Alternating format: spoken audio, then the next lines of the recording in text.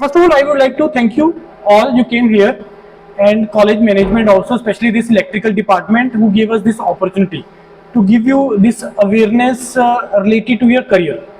देखिए बच्चे, all of you are from electrical and electronics branch, right? Second year and third year. So let me first of all tell you that what is the purpose of being here.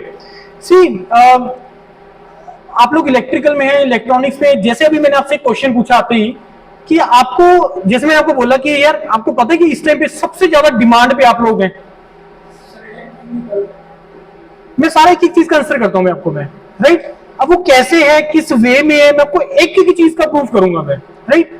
And में जो भी आपका doubt, क्योंकि linking बनता है ना, अभी मैं बोलना स्टार्ट करूंगा, मे बी इसका आंसर आपको लेटर स्टेज पे मिले, बीच में कहीं पे मिले, एंड में I will open this house for the discussion and the doubts, right. So अब वो कैसे है, why you are on the demand, कैसे है, वो सारी चीजों के मैं आपको आंसर करता हूं मैं। देखो, पहली चीज तो ये हमें एक चीज एक्सेप्ट करनी पड़ेगी, जो कि बहुत आईआईटीज ने एक्सेप्ट कर ली है, कि अब कोई ब्रांच कोर ब्रांच नहीं रहा है, राइट। मैकेनिकल कोर नहीं रहा है, इलेक्ट्रिकल कोर नहीं रहा है, सिविल कोर नहीं रहा है, क्योंकि अगर मेरे को किसी भी चीज में रिसर्च करना है तो वो टोटली इंटरडिसिप्लिनरी हो गया है। आईटी जोधपुर तो एक ऐसा आईटी, और आईटी हैदराबाद, न्यू आईटीज, ये ऐसे आईटीज है जिन्होंने अपने कोर्सेज ही सारा इंटरडिसिप्लिनरी कर दिया है। मतलब अगर सपोज मेरे को कोई बीम डिजाइन करना है, सॉरी मेरे को सपोज कुछ सर्किट डिजाइन करना है, उसके अंदर भी कोडिंग आना है। क्यों? रीजन इसके पीछे क्या है? क्योंकि जब हम एप्लीकेशन की बात करते हैं, हम किसी इलेक्ट्रिकल एप्लीकेशन की बात करते हैं या मैकेनिकल एप्लीकेशन की बात करते हैं, फॉर एग्जांपल मैं कार की बात करें, पहले के टाइम पे कार जो होती थी वो टोटली एक मैकेनिकल या टोटली एक इलेक्ट्रिकल के ऊपर बेस्ड होता था। अब उसके अंदर कंप्यूटर साइंस भी आ गया है, उसके अंदर आपका जहां पे प्रोसेसर आ गया है, तो इट मींस कि वो टोटली इंटरडिसिप्लिनरी हो गया। बाइक्स के अंदर भी प्रोसेसर आ गया। तो जो वीएलएसआई डोमेन है, सिग्नल डोमेन है, कंट्रोल, ये जो डोमेन्स हैं, पावर इलेक्ट्रॉनिक्स से डोमेन है, ये बहुत ज्यादा इस टाइम पे पीक पे चल रहा है, बहुत ज्यादा रिक्वायरमेंट है, पर्सन नहीं मिल रहे हैं। और इंडिया में क्या है कि इंडिया के जो इंजीनियर्स हैं, ये पूरे वर्ल्ड को इंजीनियर सप्लाई करते हैं। I will say like this, क्योंकि इंडिया में एजुकेशन बहुत सस्ती है, बहुत चीप है, और हमारे जो एक्सपेंसेस है वो इतने ज्यादा हाई नहीं होते हैं as compare to the other करते हैं। और यहाँ के इंजीनियर को, क्योंकि हमारा मैथमेटिक्स बहुत स्ट्रांग होता है, it's all about mathematics, data science, machine learning, AI, ये क्या है? मैथमेटिक्स ही तो है। ये कोई कंप्यूटर साइंस की डोमेन थोड़ा है, ये तो मैथमेटिक्स की डोमेन है। तो अगर आप लोगों में से किसी में फंक्शन नहीं चाहिए, उसके लिए कोई स्पेशल स्किल्स नहीं चाहिए कि अगर आपको इन डोमेन्स में जाना है, राइट।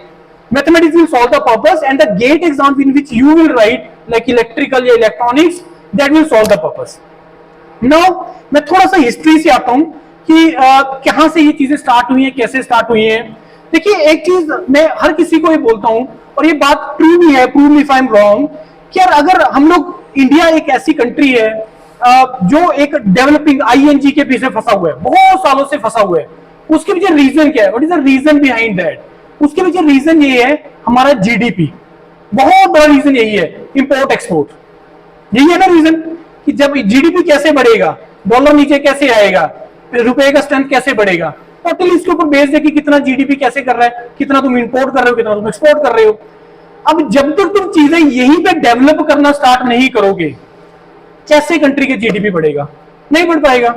और मेरे को ये बताइए कि किसी भी चीज का जो टेक्नोलॉजी है, मतलब डेवलपमेंट से मतलब टेक्नोलॉजी से है, तो टेक्नोलॉजी मेरे को बताइए कि टेक्नोलॉजी जब तक इंडिया में चीजें बनना स्टार्ट नहीं होगा, पहले तो बनेगा, यहीं पे कंज्यूम होगा, फिर यहां पे बनेगा, फिर वो सप्लाई होगा।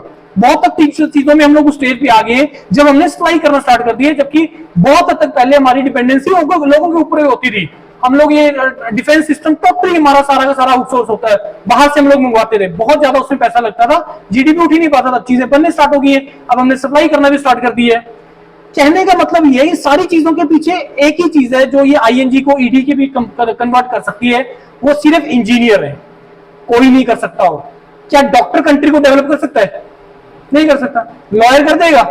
नहीं कर सकता। कौन करेगा? इंजीनियर करेगा। इंजीनियर कैसे करेगा? जब तक हम लोग टेक्नोलॉजी यहां पे डेवलप करना नहीं स्टार्ट करेंगे, तब तक ये नहीं होगा। It's very simple. अगर मेरे को चिप को इंपोर्ट ही करना है, बाहर से इंपोर्ट ही करना है, प्रोसेसर बनाने हैं, मेरे को बाकियों के ऊपर डिपेंडेंसी रखनी है, फिर तो यार कभी भी उस स्टेज के ऊपर आ ही नहीं पाएंगे। गेटिंग और नॉट? हमारी स्ट्रेंथ, चाइना ने अपनी स्ट्रेंथ का यूज किया है, अपनी पॉपुलेशन का, हम लोग अभी उसको उस तरीके से नहीं यूज कर पाए हैं। चल रहा है उसके ऊपर काम, वो हो जाएगा धीरे धीरे। लेकिन हमें ये चीज अंडरस्टैंड करनी पड़ेगी कि यार आप लोग जिस स्टेज में है, यू आर द पर्सन जो इस कंट्री को आईएनजी से ईडी में ला सकते हैं। क्योंकि जब तक आपको खुद को फील नहीं आएगा, जब तक खुद को तुम्हें नहीं आएगी मोटिवेशन कि यार हाँ यार ये बात तो सही है, पॉइंट तो सही है, तो मेरे को ही कुछ करना है, और एज ए इंडिविजुअल जब कोई करना नहीं स्टार्ट करेगा तब तक कंट्री कैसे होगा? इंडिविजुअल को रिस्पॉन्सिबिलिटी लेनी पड़ेगी। इस चीज के लिए क्या है, अब वो कैसे होगा, टेक्नोलॉजी में डेवलपमेंट कैसे होगा, कैसे यहाँ पे चीजें बननी स्टार्ट होंगी? जब यहाँ पे रिसर्च होना स्टार्ट होगा। अभी तक चीजें कैसे हो रही है, हायर स्टडीज, मास्टर्स हम लोग करते हैं, पीएचडी हम लोग करते हैं कि डिग्री मिल जाए, मेरे को ये हो जाएगा, मेरे को वो हो जाएगा। कंट्री के बारे में कितना लोग सोचते हैं? जब तक तुम्हारी रिसर्च एक कंट्री के लिए एक सप्लाई नहीं बन रहा है कुछ भी, तुम्हारी रिसर्च बेकार है।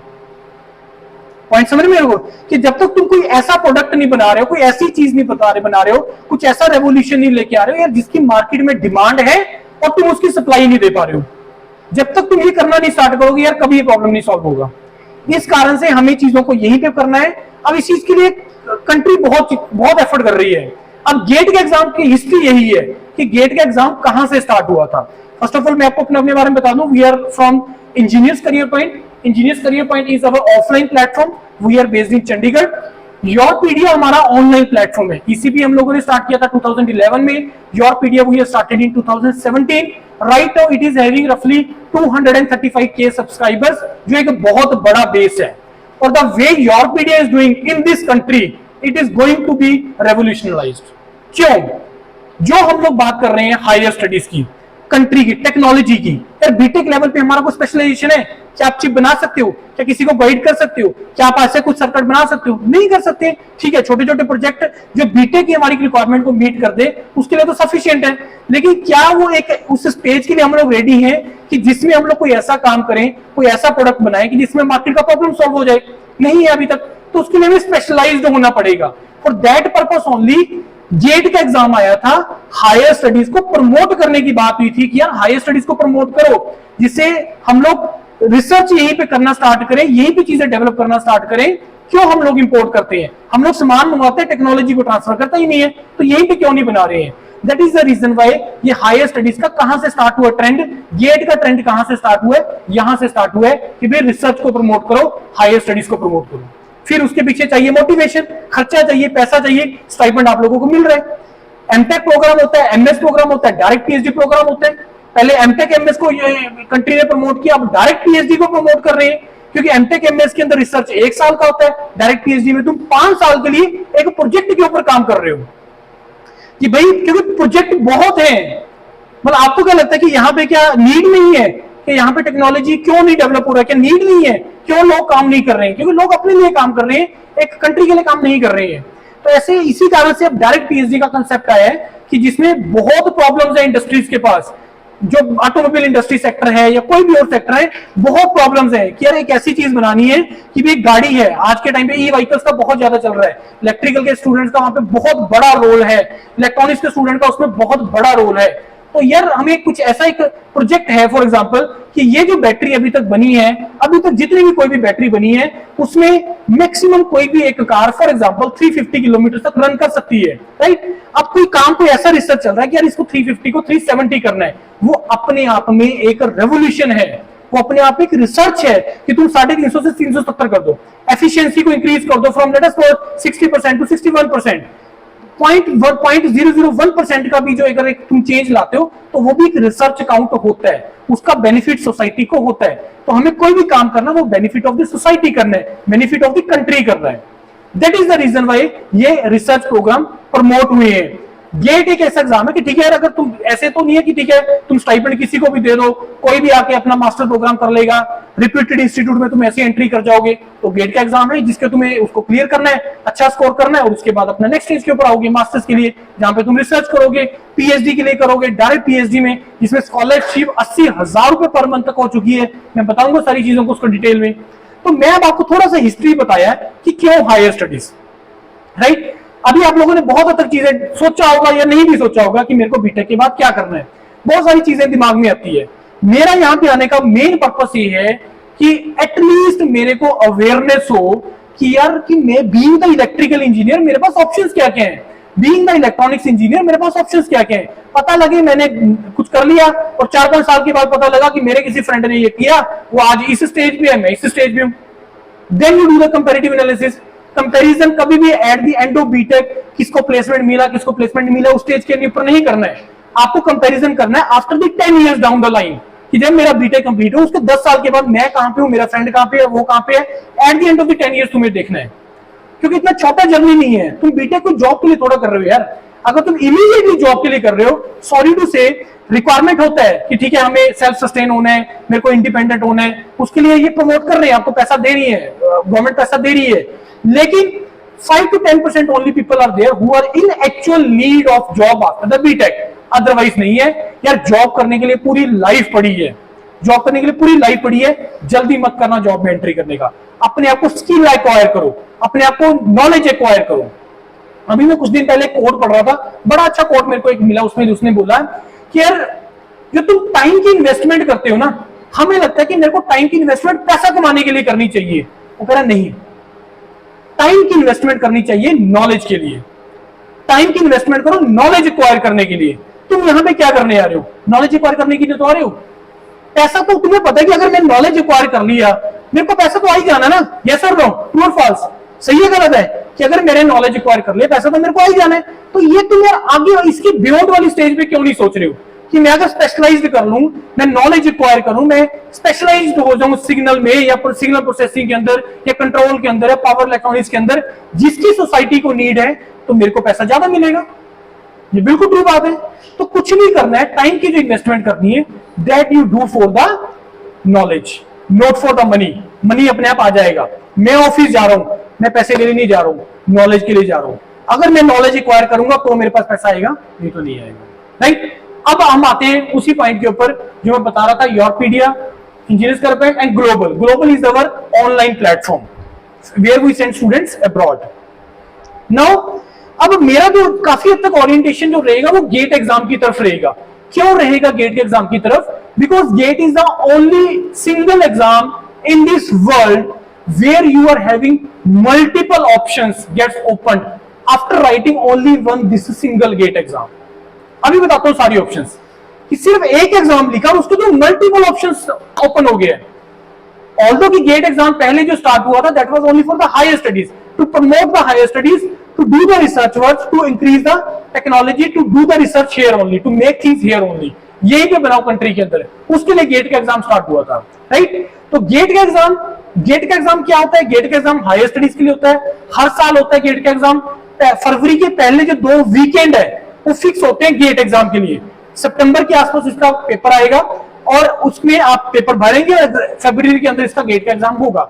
अब गेट के एग्जाम की बात मैं क्यों करूंगा? तो जैसे मैंने भी आपको बताया, क्योंकि इस सिंगल एग्जाम के थ्रू तुम्हारे पास मल्टीपल ऑप्शंस बनेगा, मल्टीपल ऑप्शंस, राइट। वो क्या क्या ऑप्शन है वो मैं सारी आपको बताता हूं अभी चीजें। पहले मैं थोड़ा सा गेट का पैटर्न हम लोग डिस्कस करते हैं। गेट के एग्जाम का पैटर्न क्या होता है? गेट का एग्जाम पैटर्न होता है जिसमें 65 क्वेश्चन होते हैं, 100 मार्क्स का ये एग्जाम होता है, 3 घंटे का ये एग्जाम होता है। गेट एग्जाम की फुल फॉर्म क्या है? Graduate aptitude test in engineering.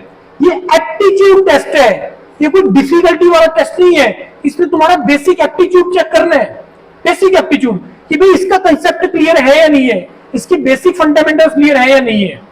And this exam at one time their government was thinking कि इसको एक एग्जिट एग्जाम बना देते हैं, कि अगर सपोज जिसका गेट क्वालिफाई होगा उसका बीटेक का डिग्री मिलेगा।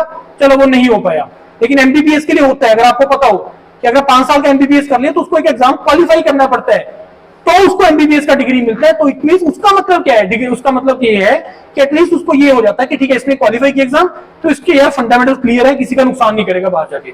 ये चीज इंजीनियर के लिए भी एप्लीकेबल है और होनी भी चाहिए, लेकिन नहीं हो पाया किसी भी रीजन से, राइट। इसमें 3 टाइप ऑफ क्वेश्चन आते हैं, मल्टीपल चॉइस क्वेश्चन आते हैं, मल्टीपल सिलेक्शन क्वेश्चन आते हैं। एक क्वेश्चन है, ऑप्शन दिए हुए 1, 2, 3 भी उसमें करेक्ट हो सकते हैं, चारों भी करेक्ट हो सकते हैं। तीसरा टाइप है इसमें numerical answer type, filling the blank, right, कि जिसमें आपको आंसर पुट करना है। वहां पे 3 type of question, 1 mark question भी होते हैं, 2 मार्क क्वेश्चन भी होते हैं। 70% इसमें जो होता है वो टेक्निकल पार्ट होता है, और 15 नंबर का आपका general aptitude which is quantity aptitude, reasoning and English, और 15 मार्क्स का इसमें क्या आता है आपका engineering mathematics. This is all about the GATE exam. Now GATE exam के कुछ यार फीचर्स हैं, फीचर्स बोलूं या मैं उसके बेनिफिट्स बोलूं, वो सारी चीज इसके अंदर है, बहुत इंपॉर्टेंट चीजें हैं। First point, very important point, now you can right get exam third year onwards.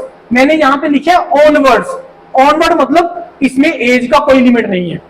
At the age of 60 लिख लो, 50 लिख लो, 70 ले लो। क्यों? क्योंकि गेट के एग्जाम तो हाई स्टडीज के लिए था, तो हाई स्टडीज के लिए कोई एज लिमिट होता है? नहीं होता। मैं जब मर्जी बीटेक करूं, मैं जब मर्जी एमटेक करूं, मैं जब मर्जी पीएचडी करूं, वो मेरी रिक्वायरमेंट के हिसाब से। तो एज लिमिट कोई नहीं होता, नंबर ऑफ अटेम्प्ट्स का कोई लिमिट नहीं होता गेट के अंदर। दूसरा पॉइंट ये हमने डिस्कस कर लिया। थर्ड, अब गेट क्वालिफाई करने से क्या होगा? Once GATE is qualified, student are eligible for interviews in various PSUs. Public sector क्या होते हैं? Public sector and government job, मैंने इसको अलग अलग लिखा है। पहले चीज, पब्लिक सेक्टर गवर्नमेंट जॉब नहीं होती है। तो क्या होते हैं पब्लिक सेक्टर? मेरे को कुछ नाम बताओगे पहले, पब्लिक सेक्टर क्या होते हैं? कोई नाम, फॉर एग्जाम्पल है जी, रेलवे तो पब्लिक सेक्टर नहीं है, डीएमआरसी है, मतलब आपकी मेट्रो सारी वो सारी पीएसयूज हैं, और आपके petrol pumps, IOCL, HPCL, BPCL नहीं है। उसके अलावा आपके कोर पीएसयू कौन से हैं? BHEL, Bharat heavy electronics limited, और पावर ग्रिड, पोसोको, और सेल गेल, और बोलो research organisations, ISRO, DRDO, BARC, और बताओ ये बैंक्स के हैं, पीएनबी बैंक के हैं, पब्लिक सेक्टर है, ये सारे बैंक पब्लिक सेक्टर हैं। 250 प्लस पीएसयूज हैं, राइट? कैसे एंट्री करते हैं वो सारा बताता हूं आपको मैं। पहली चीज है गवर्नमेंट जॉब नहीं है, ये कोलैबोरेशन होता है सेंट्रल गवर्नमेंट या स्टेट गवर्नमेंट का, या दो पीएसयू मिलके एक पीएसयू बन गया। For example DMRC, Delhi metro rail corporation, it is the enterprises of Delhi government and the government of India. This is PSU. Or for scholarship in MTech, MS, direct PhD in various universities like IITs, NITs, IIScs, triple IITs, इसके लिए होता है। इसको मैं एक एक करके discuss करता हूँ डिटेल में। Only virtual calculator is allowed.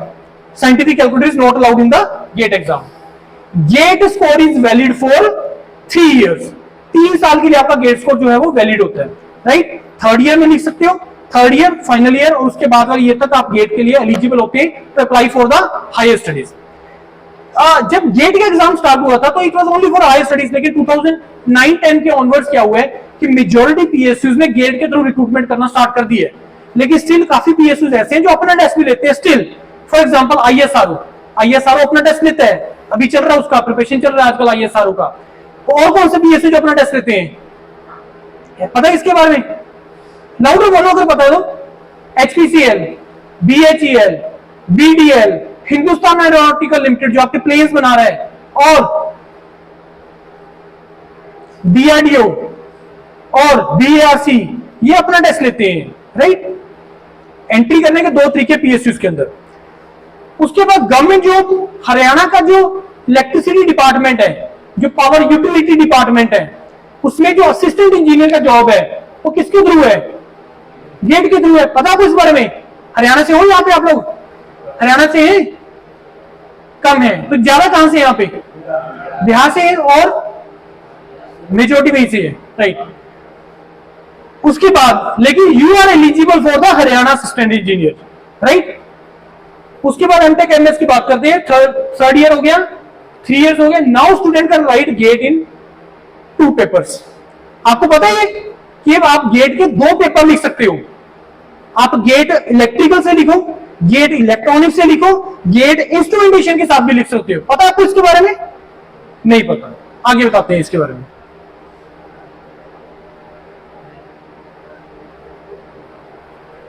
Y write a GATE exam for the PSU government jobs, मैंने आपको बता ही दिया। देखो जितना बच्चा गेट लिखता है ना, मोर देन 50% उस बच्चे का जो टारगेट होता है वो ये होता है कि मेरे को पीएसयू में जाना है। समझ लो आपको? लेकिन जो योर पीडीए को फॉलो करता है उसके लिए पीएसयू लीस्ट क्राइटेरिया हो जाता है, लीस्ट प्रायोरिटी हो जाती है। मैं सारी चीज बताऊंगा इस चीज में। हम लोगों ने 2011 में स्टार्ट किया था, उस टाइम से लेके अभी तक हम लोग हर डोमेन में स्टूडेंट भेज रहे हैं, हायर स्टडीज में भी भेज रहे हैं, पीएसयू में भेज रहे हैं, अब्रॉड भी भेज रहे हैं, पीएचडी एमटेक एमएस भी कर रहे हैं, मैनेजमेंट कोर्सेज में भी किए हुए हैं। तो after down the line of 10 years हम लोगों ने एनालिसिस किया है, या कैंडिडेट ने आपस में एनालिसिस कर रहे हैं कि कौन किस स्टेज पे है। जो अभी मैं पहले आपसे बात करके हटा था, मैं क्या एनालिसिस इमीडिएटली नहीं करना कि बीटेक के बाद किसका क्या बना, wrong. Down the line 10 years analysis करो, उससे पहले मत करो, राइट। क्योंकि बहुत सारी चीजें ऐसी हैं जो एक्सप्लोर करनी है, हमें जल्दी नहीं करनी है किसी भी चीज को लेके, right. Go for higher education India abroad through the GATE exam. You can also enter into the India for higher studies, for the abroad also. Abroad के लिए क्या ऑप्शन है थ्रू द गेट एग्जाम, पता है आपको? अगर आपको abroad जाना है मास्टर्स प्रोग्राम के लिए, पीएचडी प्रोग्राम के लिए, तो गेट इज ऑल्सो क्राइटेरिया। कुछ यूनिवर्सिटीज हैं जो गेट मांगती हैं। कौन सी यूनिवर्सिटीज हैं? सिंगापुर की है 2 universities, national technical university of Singapore, Nanyang technical university. इसके अलावा जर्मनी में है RWTH, इसके अलावा technical university Munich, Cranfield UK का। ये सारी गेट के थ्रू मास्टर्स प्रोग्राम के लिए आपको एंट्री दिलवाते हैं, right. Now if you wish to follow career in specialised domain, for example AI, machine learning, aeronautical robotics, ये सारी इंटरडिसिप्लिनरी कोर्सेज हैं आज के टाइम पे। सी योरपीडिया, जैसे मैंने आपको बताया, रफली 2.5 लाख के आसपास बच्चा हमें फॉलो कर रहा है। And Yourpedia is the only platform in India who is promoting the higher studies. और हमारे 2-3 बहुत स्ट्रॉन्ग पिलर्स हैं जो कोई नहीं कर रहा पूरे इंडिया के अंदर। That is the guiding students after the GATE exam, कि भाई तुम्हारे गेट एग्जाम के बाद सर मैं कैसे अप्लाई करूं, कहां अप्लाई करना है, और उसके बाद का करियर ऑप्शंस क्या है। We have sent thousands of students in various ITs, NITs. There is not even a single NIT, not even a single IT जिसमें योरपीडिया का स्टूडेंट ना हो। मैं आपको सारी चीज प्रूफ के साथ बताऊंगा इस चीज को लेके। तो पोस्ट गेट काउंसलिंग एक ऐसा प्रोग्राम है कि जिसमें आपके गेट का रिजल्ट आने के बाद मेरे को कहां अप्लाई करना है, कैसे अप्लाई करना है, स्टेटमेंट ऑफ पर्पस, सर मेरा ये CGP है, मेरा ये कैटेगरी है, सो मेरे को इस क्रेडेंशियल के हिसाब से कहां अप्लाई करना चाहिए सो दैट कि मेरे को नेक्स्ट राउंड के लिए कॉल आए। सारी चीजें उसमें मैटर करती है। इंटरव्यू का प्रिपरेशन, PSUs में ग्रुप डिस्कशन होता है, ग्रुप टास्क होता है, इंटरव्यूज होता है। Yourpedia is the only and the biggest platform in India to prepare student for the interviews, group discussion and group task. Nobody is there in India जो उसका preparation करवाते हैं। It is the biggest brand in India. उसके लिए हम लोग सारी चीजें करेंगे। तो ये जो मैं बात कर रहा हूं, AI, machine learning, aeronautical robotics, आज के टाइम पे क्या हो गया है कि स्टूडेंट का interest towards the non core ज्यादा हो गया है as compare to the core. अब नहीं बच्चा पावर सिस्टम में जाना चाहता। क्यों? रीजन उसके पीछे क्या है मेरे को बताओ। बीटेक में कंप्यूटर साइंस क्यों बच्चा लेना चाहता है? Tell me the reason for that. Why computer science, why student at the BTech level are more oriented towards the computer science? क्या रीजन है उसके पीछे? आपको क्या लगता है? प्लेसमेंट इजीली हो जाती है, खर्चा क्या है, लैपटॉप का ही खर्चा है और तो कोई खर्चा ही नहीं है, और प्लेसमेंट पैकेजेस, यही रीजन है ना। सेम कंपनीज अगर सॉरी अगर वही मतलब कंपनी अगर इलेक्ट्रिकल या मैकेनिकल के लिए भी आएगी तो सैलरी पैकेजेस उतना नहीं होता उनका हाई।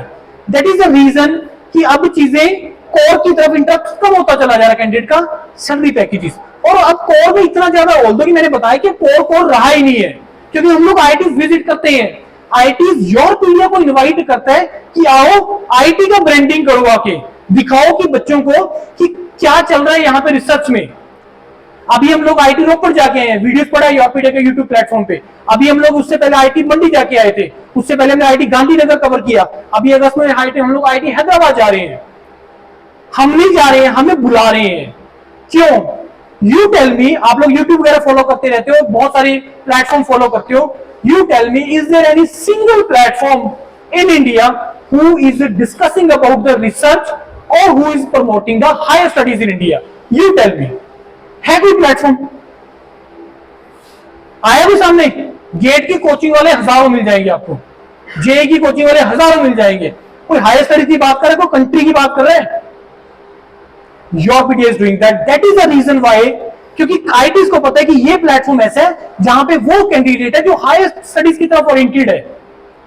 और हम लोग वहां पे प्रोफेसर के जाके इंटरव्यूज कर रहे हैं, स्टूडेंट के जाके इंटरव्यू कर रहे हैं। वो बता रहे हैं कि हम क्या रिसर्च कर रहे हैं, किस प्रोजेक्ट पे काम कर रहे हैं, कैसे टेक्नोलॉजी का रेवोल्यूशन आ रहा है, अब क्या चीजें आ रही हैं। आपने इलेक्ट्रॉन का क्या स्टडी किया अभी तक? इलेक्ट्रॉन का एक स्टडी होता है ना, उसका मोशन कैसे ट्रेवल कर रहे हैं ना, यही स्टडी किया। और क्या किया है?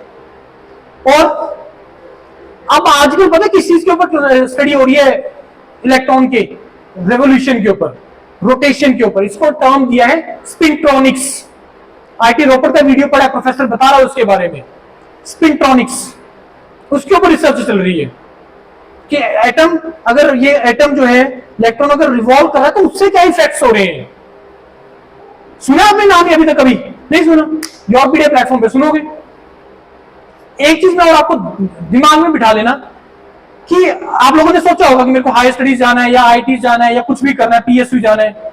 मैं आपको सिंपल सा एक पंच रूल दे रहा हूं कि क्या करना है यार। अगर तो तुम अपनी लाइफ में स्टेग्नेशन चाहते हो, वर्क लाइफ बैलेंस चाहते हो, पैसे का कोई ग्रीड नहीं है, होना चाहिए ग्रीड नहीं है, then only you go for the PSUs, then only you go for the government job.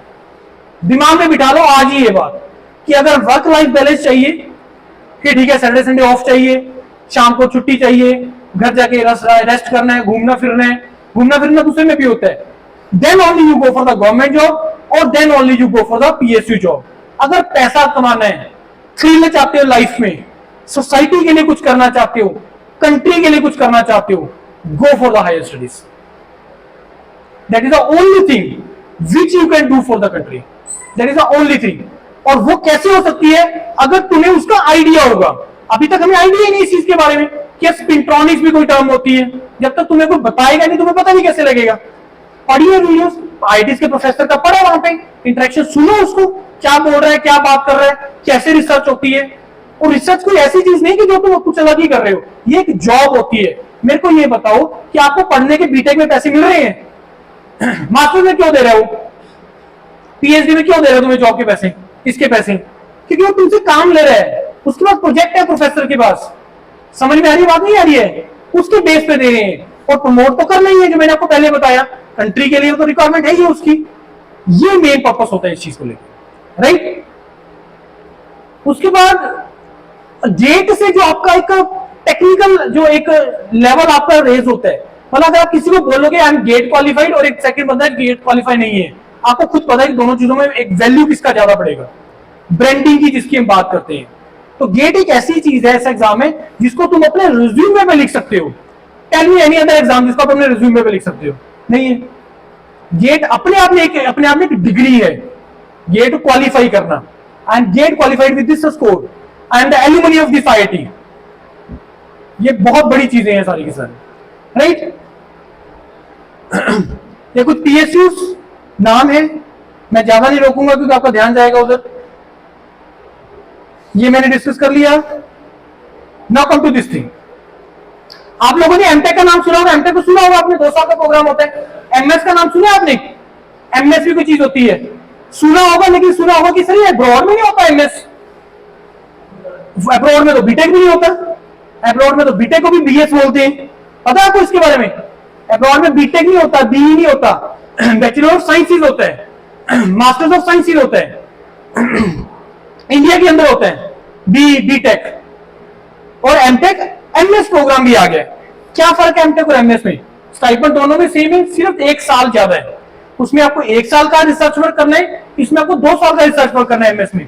लेकिन comparatively entry is easy in the MS programme as compare to the MTech programme. Sir मेरा CGPA 9 था, 8.5 था, मेरे को इसका कभी benefit ही नहीं हुआ। ये है जिससे तुम बेनिफिट ले सकते हो। एमटेक में बेनिफिट नहीं मिलना सीजीपीए का। 6.5 मिनिमम चाहिए जनरल कैटेगरी के लिए। लेकिन अगर किसी का जनरल कैटेगरी 7.5 प्लस सीजीपीए है और गेट क्वालिफाई है, इट मीन समथिंग। आईटी तुम्हें 101% मिल जाएगा, 101%। क्यों बोल रहा हूं, कितनी गट फीलिंग से मैं कैसे बोल रहा हूं? Because we are sending students, हम लोग भेज रहे हैं सालों से, उसी गट फीलिंग से बोल रहा हूं मैं आपको, राइट। डायरेक्ट पीएचडी 5 साल का प्रोग्राम होता है। स्टाइपेंड 2-3 तरह की पीएचडी होती है।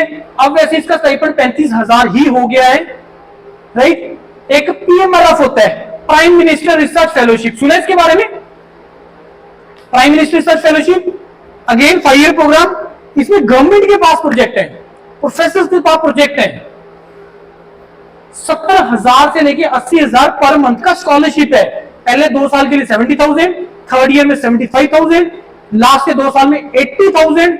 एक प्रोजेक्ट पे काम करना है। जैसे मैंने आपको बहुत प्रॉब्लम्स बताई है अभी कि बढ़ा दो भाई, 20 किलोमीटर की एफिशिएंसी बढ़ा दो, करो बैटरी बनाओ, कोई ऐसा कोई टेक्नोलॉजी लाओ, करो उसके ऊपर 5 साल काम, 2 साल में करो, 3 साल में करो। समझ में आ रही बात नहीं? ये वो चीजें हैं। तो ये जॉब ही होती है, पीएचडी एक जॉब होता है। पीएचडी कोई ऐसा नहीं है कि तुम्हें कुछ पढ़ाई करनी है, लिखना है, ऐसा नहीं है कुछ भी। आप लोगों में से बहुत बच्चों का ड्रीम होगा कि सर मेरे को आईएम में जाना है, जाना है, होगा ना कि सर कैट लिखेंगे आईएम में जाएंगे। You know you can also enter into the IIMs through this GATE exam. पता है इसके बारे में?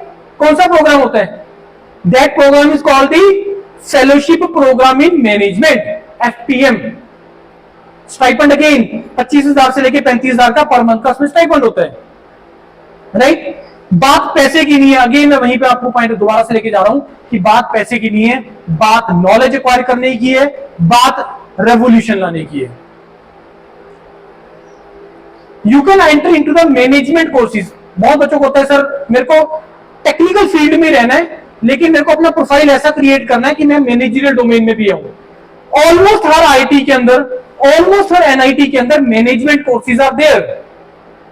And what best you can get, what can get तो वर्ड खत्म हो गया। जो गेट के थ्रू आपको कोई बेस्ट चीज मिल सकती थी, दैट वाज निटी बॉम्बे। सुने इसका नाम निटी बॉम्बे का? निटी बॉम्बे का नाम सुने? अब इसके बाद सुनोगे भी नहीं। रीजन क्योंकि ये आईएम बॉम्बे बन गया है, कल ही इसका डिक्लेरेशन हुआ है। ये कल पुरानी थी, मैं चेंज नहीं कर पाया। निटी बॉम्बे खत्म हो गया है, ये आईएम बॉम्बे बन गया है। Nitty Bombay was the best thing जो किसी भी एक इंजीनियर को गेट के थ्रू मिल सकता था। बहुत इंटरेक्शन पड़ी है सिलेक्शन की नीति बॉम्बे से रिलेटेड। योरपीडिया यूट्यूब प्लेटफॉर्म के ऊपर देखना, उनको सुनना। लेकिन अब कुछ हो नहीं सकता क्योंकि वो आईएम जा रहा है। अगर आईएम बन गया तो इट मींस कि उसमें एंट्री जो है वो कैट के थ्रू मिलेगी, राइट? इसके अलावा और बहुत अच्छी ऑप्शंस है जो पैरेलल है। For example DoMS IIT Madras, department of management studies IIT Madras, masters of management IISc Bangalore, department of management studies IIT Delhi. Almost हर आईटी में, ऑलमोस्ट हर एनआईटी के अंदर मैनेजमेंट कोर्सेज हैं। अगेन मैनेजमेंट, पैसे करने, काम करने के ज्यादा होते हैं, करवाने के ज्यादा होते हैं? हाँ, पैसे काम करने से ज्यादा होते हैं, करने के ज्यादा होते हैं, करवाने के ज्यादा होते हैं? पूछी बोलो। करवाने के। काम करना आसान है कि करवाना मुश्किल है? करवाना मुश्किल है, तो that is the reason why तुम्हें पैसे उसके ज्यादा होते हैं। Management is this thing only, that is the reason why वहां पे इतने पैकेजेस हाई मिलते हैं। मतलब अल्टीमेटली जो भी मैं चीजें बता रहा हूं उसके पीछे का पर्पस वही है, ब्रांडिंग, नॉलेज और पैसा तो आ ही जाना है यार अपने आप। पैसे की टेंशन नहीं है बिल्कुल भी, अल्टीमेटली आ ही जाना है एट द एज ऑफ। और कुछ जल्दी मत करना यार लाइफ में पैसा कमाने के लिए। नॉलेज एक्वायर करो, स्किल एक्वायर करो, जल्दी मत करना है। Go for the higher studies, go for abroad. जो स्टाइपेंड आपको 80,000 पे मिल रहा है ना इंडिया के अंदर, वो भी 6 वो भी आपको जो मिल रहा है कुछ सिलेक्टेड कैंडिडेट्स को। ये तो इंडिया की बात है, पूरा कंट्री खाली पड़ा है, सॉरी पूरा वर्ल्ड खाली पड़ा है, बच्चे नहीं मिलते उनको। Direct PhD you can also do from abroad, USA. हम लोग भेज रहे हैं बच्चे। $3500 का स्कॉलरशिप, $3000 का स्कॉलरशिप, साल का नहीं महीने का। 1000-1500 से ज्यादा खर्चा नहीं है, बाकी सब सेविंग है, सब सेविंग है। अब मैं एग्जांपल ले रहा हूं, हमारा सबसे पहले बैच में कुछ स्टूडेंट थे, उसमें एक स्टूडेंट था अमृत बेदी, कल यूपीडिया यूट्यूब पे उसका एक वीडियो डलेगा। वो आईटी, हमने उसको आईटी कानपुर भेजा पीएचडी करने के लिए। उसकी बैच में से बहुत सारे बच्चे पीएसयू करने के लिए, पीएसयू के लिए चले गए। पीएसयू वाले का पैकेज 18-20 लाख का पहुंचे, अभी तक 20-22 पहुंचे। वो क्या कर रहा है, आईटी कानपुर से पीएचडी करके यूएसए में पोस्टडॉक करके इस टाइम पे वो यूएसए डिफेंस के अंदर ड्रोन टेक्नोलॉजी के ऊपर काम कर रहा है। और मैं उसका सैलरी आप मतलब सोच सकते हो कितना होगा उसका। 10,000 multiply by some figure that much of US dollars. अब सोचो डाउन द 10 इयर्स कौन बेटर पोजीशन में है, एक पीएसयू जिसका 20-22 लाख का पैकेज है, या एक वो पर्सन जो पीएचडी किया, पोस्टडॉक किया और बैठा है वहां पे जाके। ऐसे बहुत एग्जांपल्स हैं, ये नहीं कि वो एग्जांपल, ये तो एग्जांपल कोट कर रहा हूं। ऐसी बहुत एग्जांपल है योरपीडिया यूट्यूब प्लेटफॉर्म पे पड़ी है, उनको सुनो, उनकी सक्सेस स्टोरी सुनो कि कैसे हुआ, कहां से हुआ है, आपको फिर पता लगेगा इस चीज में। क्योंकि मैं इतना ज्यादा डिटेल में नहीं जा सकता क्योंकि बहुत सारी चीजें हैं। बुलवा लो मेरे से, सारा दिन मैं बोलता रहूंगा एक एक पर्सन के बारे में। लेकिन जो चीजें वहां पे पढ़ी है खुद सुनो, मोटिवेट हो जाओ। और जितना भी मैं तुम्हें यहाँ चीजें बता रहा हूं, थंब रूल बना लो, दिमाग में बिठा लो। जितना भी चीजें मैं बता रहा हूं, कहीं पे भी अगर तुम्हें दिमाग में कोई चीज हिट कर रही है ना, घर जाके उसको लिख लेना। डिस्कस मत करना किसी के बारे में, ड्रीम जो भी तुम सोच रहे हो, और किसी से डिस्कस मत करना, और बड़ा सोचो जितना हो सके। अब्दुल कलाम साहब ने भी बोला है कि स्मॉल थिंकिंग इज अ सिन, पाप है। वो बोल रहे छोटा सोचना पाप है, क्योंकि पाप एक ऐसा वर्ड है, क्योंकि इंडिया में रिचुअल्स बहुत होते हैं ना, मतलब बहुत ज्यादा हम इसको करते हैं, धर्म को उसको बहुत ज्यादा करते हैं, तो इसलिए उन्होंने ये वर्ड यूज किया पाप, क्योंकि नॉर्मली टर्म हम ये वहां पे यूज करते हैं। बड़ा सोचो जितना हो सकता है, छोटा मत सोचो, बड़ा सोचो। स्मॉल थिंकिंग इज अ सिन। तो ये कुछ भी नहीं है, स्ट्रेटेजी ऐसी बनाओ, इंडिया से मास्टर्स करो, पीएचडी के लिए बाहर चले जाओ, वापिस आके सर्व करो, बहुत अच्छा करियर बनेगा तुम्हारा, बहुत अच्छा।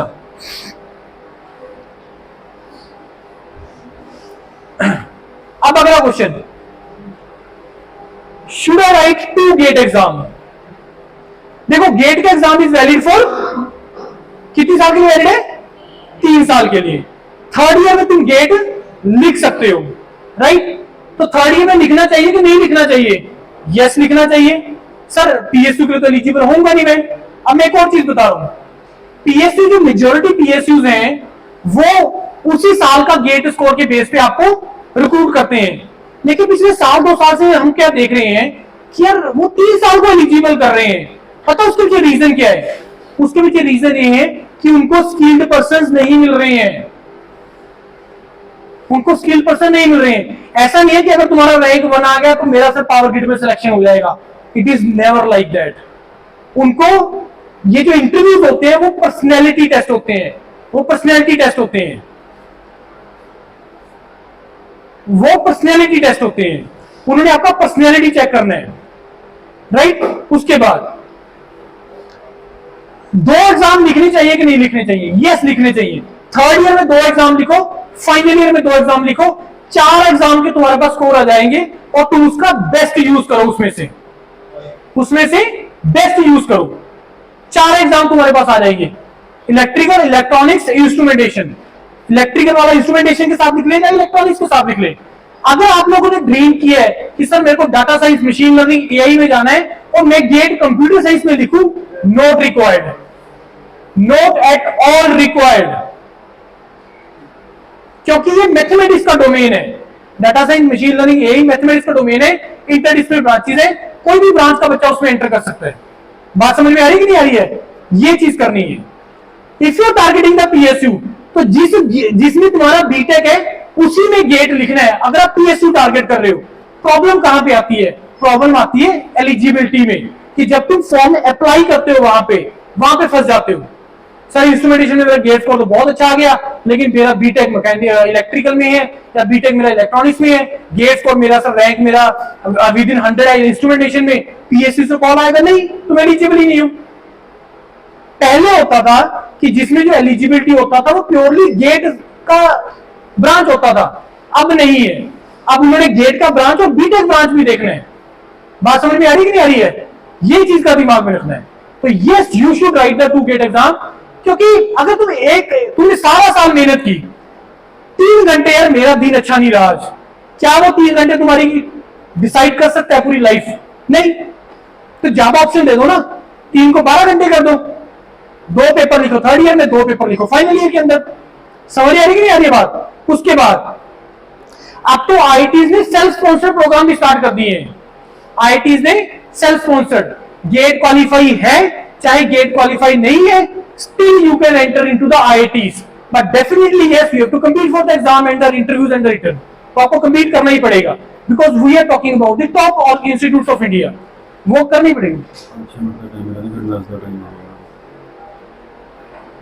राइट?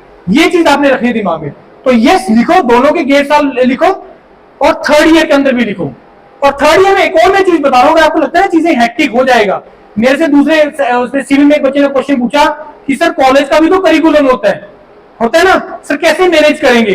अब इसका आंसर वही जो मैंने उधर दिया वही मैं आपको कर रहा हूं सर। मैं तुम लोग सारे जब एग्जाम होता है उससे 1 रात पहले ही पढ़ के पेपर देते हो, बाकी टाइम क्या करते हो? क्या करते हो बाकी टाइम? यूटिलाइज करो यार अपनी लाइफ के लिए, अपनी लाइफ को अच्छा करो तो इसमें अच्छा बनेगा। बात आ रही समझ में? नहीं, otherwise it's all about time management, it's all about time management.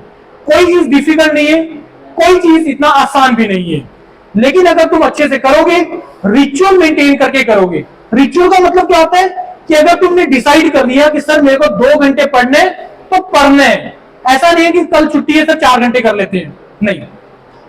आ रही है बात समझ में? नहीं, रिचुअल मांगता है कोई भी एग्जाम, चाहे वो सिविल सर्विसेज हो, चाहे कैट हो, चाहे गेट हो, रिचुअल मांगता है। डिसाइड करो, करना स्टार्ट कर दो। 24 घंटे होते हैं, 6-7 घंटे नींद लो, कॉलेज आ गया, कॉलेज का भी टाइम प्रॉपर करो। अभी के लिए सेकंड ईयर के बच्चे के लिए 2 से 3 घंटे is more than sufficient for the GATE exam preparation. कैसे करना है? जो सब्जेक्ट चल रहे हैं ना कॉलेज में, उसके एक सब्जेक्ट के प्रीवियस ईयर क्वेश्चन लगाना स्टार्ट कर दो, दैट्स इट। यही गेट का तैयारी है इन ए इजी मैनर, यही गेट का तैयारी है, बस इजीली मैनेज हो जाएंगी चीजें, right? So this is the QR code for our channel. This is by the name of Yourpedia Education. इसको स्कैन करो, इसको चेक करो और इसको फॉलो करना स्टार्ट करो। सब्सक्राइब बाद में कर लेना, इन द सेंस कि पहले इसको चेक कर लो कि यार ये मेरे यूजफुल है या नहीं है। 101% it is for your use, और there is no other platform in India who is doing this thing. And specially जो इसके ऊपर जो वीडियोस आता है ऑफ डॉक्टर विजेंद्र, या he is gem for the country, he is gem for the country. उसको सुनना स्टार्ट करो, तुम्हें पता लगेगा चीजें कहां एग्जिस्ट करती है। मोटिवेशन भी एक चीज होती है ना, मैं बोल दूंगा, मैं बोल के चला जाऊंगा, कितने दिन मोटिवेशन रहेगा? 1 साल, सॉरी 1 दिन, 2 दिन, खत्म हो जाएगा। उसके बाद कैसे इसको मेंटेन करके रखोगे? इसको मेंटेन करने का तरीका यही है कि फॉलो करना स्टार्ट करो, सुनना स्टार्ट करो। This contact number is available, this is my contact number, my contact number is available everywhere, everywhere, each and every video, each and every platform, either website, either YouTube, anywhere you will find my contact number will be there. Follow करना start करो, at the end of the 1 month analysis करके मेरे को बताना कि yes sir, this was a platform जिसको शायद जो एक्चुअल में एक पर्पस से काम कर रहे हैं। गेट कोचिंग ये वो सब कुछ चलते हैं यार, लेकिन गाइडेंस नहीं देता कोई भी, क्यों करना है, क्या पर्पस है उसके पीछे, बहुत इंपॉर्टेंट है, कहां पे चीजें एग्जिस्ट कर रही है, नहीं करता कोई भी। आ रही बात समझ में? लास्ट में मेरे को एक चीज बतानी है अबाउट द फॉरेन। आप लोगों में से बहुत बच्चों ने ड्रीम किया होगा कि सर मेरे को फॉरेन जाना है। एक इसके लिए आपको आंसर कर रहा हूं, अगर यार तुम लोग फॉरेन जाना चाहते हो ना, all of you are engineers, go there as an engineer. एक लेबरर के तरीके से मत जाओ, एज ए स्किल्ड पर्सन जाओ। बात समझ में आई? और बिना पैसा लगा के जाओ, 2-3 लाख से ज्यादा खर्चा नहीं आता है। वी आर सेंडिंग, ऐसा नहीं कि हमारे पास कोई रेफरेंस है, नहीं, मेहनत तुम्हें करनी है। उसका तरीका होता है, प्रोसेसेस आइडेंटिफाई करने होते हैं, प्रोफाइल बनाना होता है, प्रोफाइल मैचिंग करना होता है, मेल करना होता है, स्टेटमेंट पर्पस लिखना होता है, कवर लेटर लिखना होता है, मेहनत करनी होती है। आईटी से इंटर्नशिप करो, उसका बहुत बेनिफिट होता है जब तुम हायर स्टडीज के लिए जाते हो। मैं क्यों हायर स्टडीज की बात कर रहा हूं? Because this is your need, मेरी नीड नहीं है। मेरे को इससे, इस इंटरेक्शन से क्या बेनिफिट होगा? इतना सा बेनिफिट होगा कि ठीक है तुम चैनल सब्सक्राइब कर लोगे, और खुशी मेरे को तब मिलेगी यार जब तुम 2-4 साल बाद के बोलोगे सर आप कॉलेज में आए थे, ये हो गया मेरा।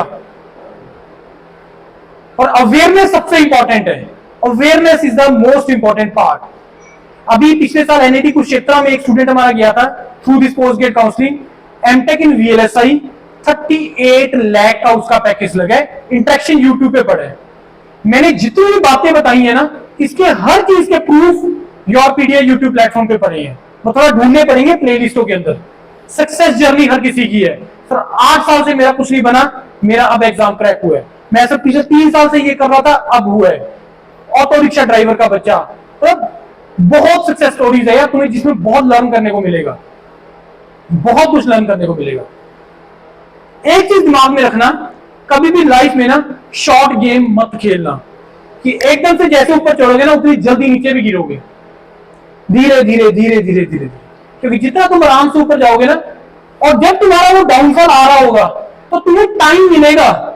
इसका मतलब है कि जब उस स्टेज में, मैं बोल रहा हूँ VLSI अगले 25 30 40 साल तक चलेगा, लेकिन लगा कि 10 साल के बाद अब वो नीचे आना शुरू हो गया, तो वो इतनी जो चीज आराम से ऊपर गई है उतनी आराम से नीचे भी जाएगी, तो तुम्हें टाइम मिलेगा, तुम्हें टाइम मिलेगा उस चीज के लिए।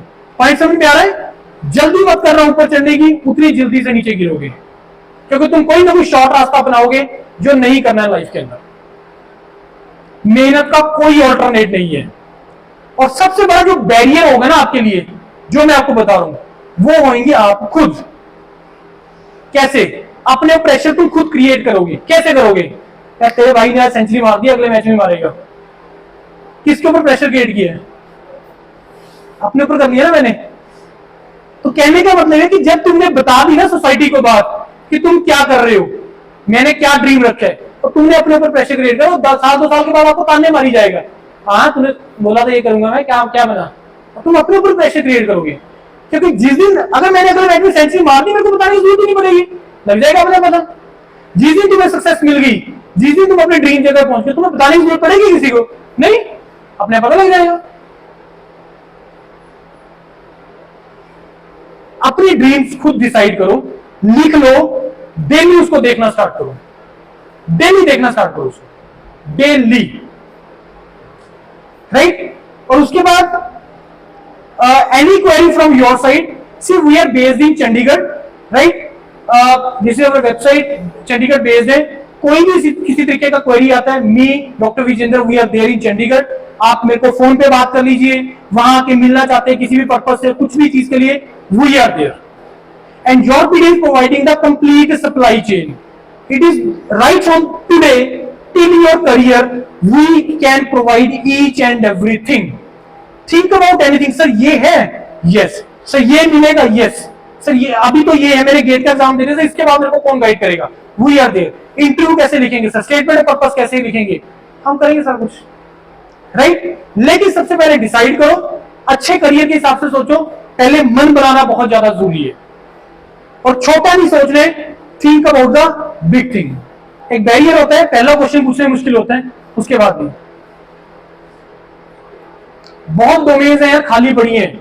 इस बार का सिचुएशन ये है, आईटीज में सीटें खाली रह रही हैं। इस बार का सिचुएशन बता रहा हूं मैं, क्योंकि वो डूइंग पोस्ट ग्रेड काउंसलिंग ना, बच्चे नहीं मिल रहे हैं, क्योंकि एक तो मेडिकल की तरफ बहुत शिफ्ट हो रहा है, और this is the best time. और ये रहेगा, वही चीज है ना कि इंजीनियरिंग धीरे धीरे धीरे धीरे ऊपर गया था, वो धीरे धीरे नीचे आ रहा है, एकदम से नहीं। अब धीरे धीरे फिर अप्राइज करना स्टार्ट कर देगा। तो तुम्हारे पास टाइम है, आप उस जोन में हो, उस सालों में है कि अगले 3-4 साल तक तुम्हें बहुत अपॉर्चुनिटीज आने वाला है। गेट मेयर क्वालिफाई करने के बच्चे को पीएसयू से कॉल आ रहा है, ये चल रहा है इस टाइम पे। लेकिन स्टार्ट डूइंग दैट। बोलना मेरे लिए बहुत आसान है, करना ही तो मुश्किल है। लेकिन जब तक तुम करना स्टार्ट नहीं करोगे, कॉन्फिडेंस आएगा नहीं। करना स्टार्ट करो बस, that is very as simple as that. Online mode में करो, ऑफलाइन मोड में करो, जैसे मर्जी करो, बस करना स्टार्ट करो, रिचुअल मेंटेन करना स्टार्ट करो, राइट। चलो, thank you very much for listening me so patiently. और स्टिल अगर कोई डाउट है, आई एम अवेलेबल आउटसाइड, तो मेरे से आप अपने डाउट ले सकते हैं, right. Thank you very much and all the best.